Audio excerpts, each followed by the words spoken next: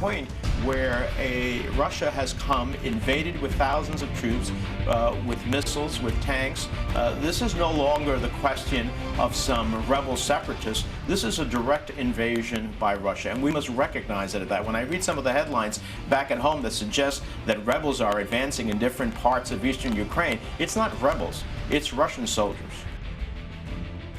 Well said, and it's quite unusual to hear those sort of words. In the United States in particular, too few politicians are really speaking truth to Russian power. Well, look, Russia and Ukraine are in a state of virtual war. Well, perhaps that's real war. Yet a passive US president in a world distracted by the Middle East, well, they do hardly anything at all.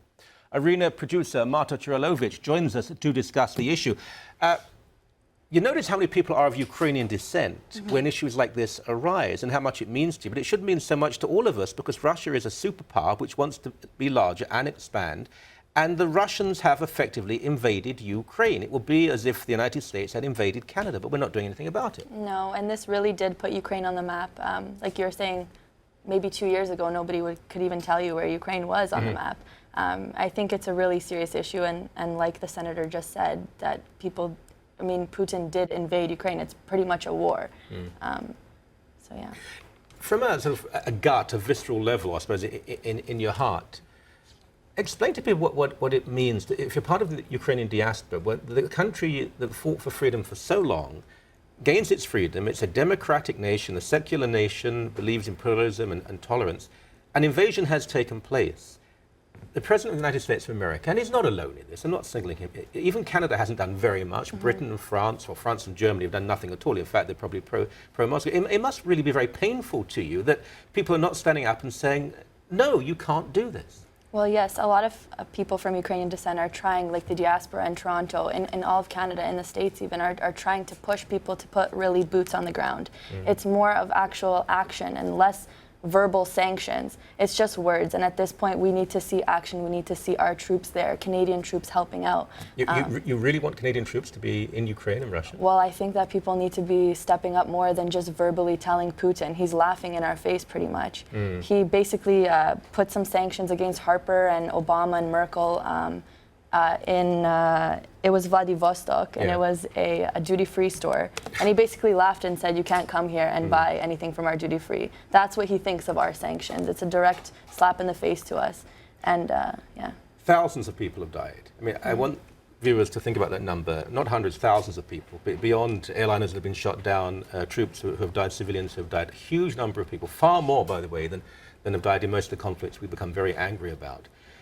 At this point, how stable is eastern Ukraine? I mean, if the Ukrainians tried to stop the Russian army is vast and heavily armed.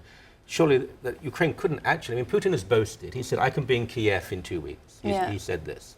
I don't think he is going to go to Kiev, but he could take, surely, eastern Ukraine and not much would be done. No, but if you do look at the map that I provided. Okay, let's see that map, please, and we can try and... So actually, if you look at Luhansk, it's on the eastern part, closer to Russia, and then Kiev is about 900 kilometers away from that border, closer to Luhansk. I mean, it would take 11 hours by car to get there, and the roads in Ukraine aren't exactly the best. But I mean, Putin is pretty confident in the fact that he can get to Kiev. And to be honest with you, I think that if he really wanted to, he would just take Ukraine. Like, what's stopping him?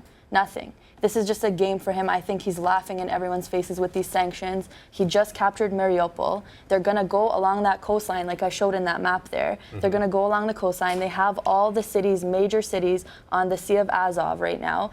Let's get that map out for a while, because if you look at the countries in the region, now Belarus, which is a dictatorship and close politically to Russia, they wouldn't stop the Russians, and they wouldn't be conquered. I'm sure they would just form a working alliance.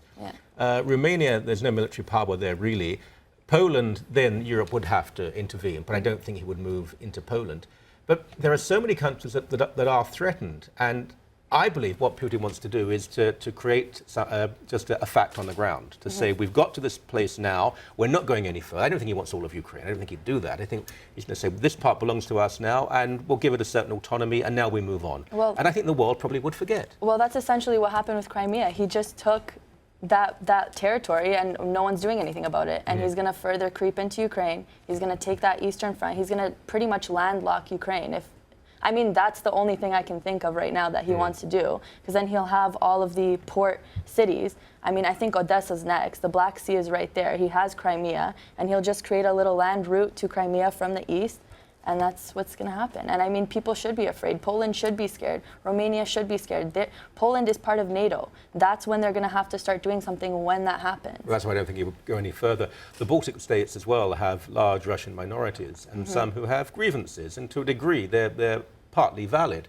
He could use that as an excuse to go into those nations too. Right, but he's used that as an excuse for Crimea. Nobody in Crimea said they wanted to be Russian. I mean, he's just making up these lies and propaganda. He's telling the West that these people need saving. From who? From him. He's the one who's coming into our country and doing these things. There was no problem before. And now, actually, I mean, I was there for the elections, for the presidential elections, and I feel now people are speaking Ukrainian a lot more. They're more proud to be Ukrainian. The nationalism in Ukraine is very large. People are proud to be Ukrainian. You hear the national anthem. Before, when I was there 2 years ago, people were asking me how I knew how to speak Ukrainian. They were asking me why I spoke Ukrainian. It was embarrassing to them that I, from Canada, could speak Ukrainian better than them. This is very interesting, because it had been so Russified, and Russian was thought to be the language of the future and progress. But Ukraine, the language and the culture has been restored. The Ukrainian people would not allow this to happen. They would fight. And it would be a disaster if there was such a war. And I suppose at that point other people would have to intervene. I'm not here simply to bash Obama for the sake of it, but I do believe even a Bill Clinton would have said no, and said enough without weapons, just with words, to make it completely known through ambassadors that Putin couldn't do this. But Putin sees all this as being without any sort of repercussions. That's why he keeps going. Well, yeah, he sees it as a joke, and we have to prove him wrong. These verbal sanctions are just not going to cut it.